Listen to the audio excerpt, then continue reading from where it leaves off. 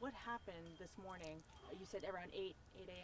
Yeah. About 8:30, I called my daughter, and she lives about 5 miles from us, and the wind had already hit her and knocked her power out.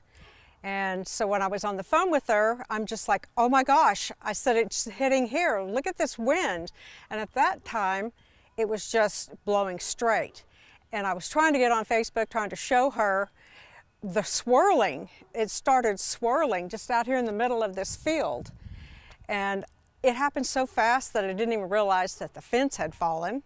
I didn't realize that my patio table was rolled over here.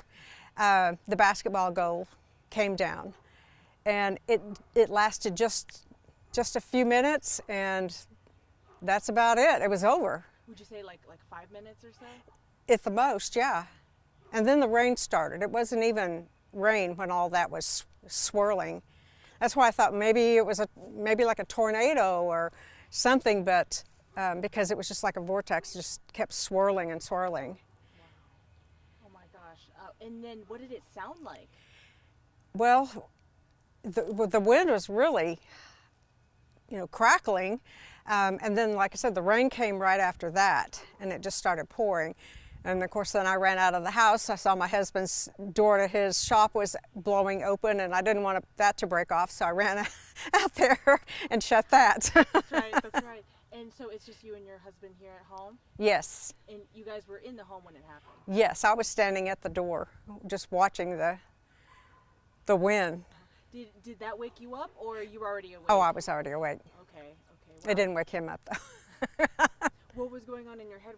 Because you thought it was a tornado. Were you like, oh shoot, should I take cover, and this might be a potential tornado? No, I didn't. I'm a daredevil, so so I basically wanted to sit there and watch it because I wasn't expecting anything like that. I mean, we've had wind out here. There's just trees, so there's nothing to block much. But it didn't scare me, but it was just more fascinating, I think, than anything. And has this ever happened before here at your home, or? No, not like this. Not at this magnitude. Oh my gosh. So this is work enough. We're later in our years, and this was not supposed to be something we wanted to do this weekend.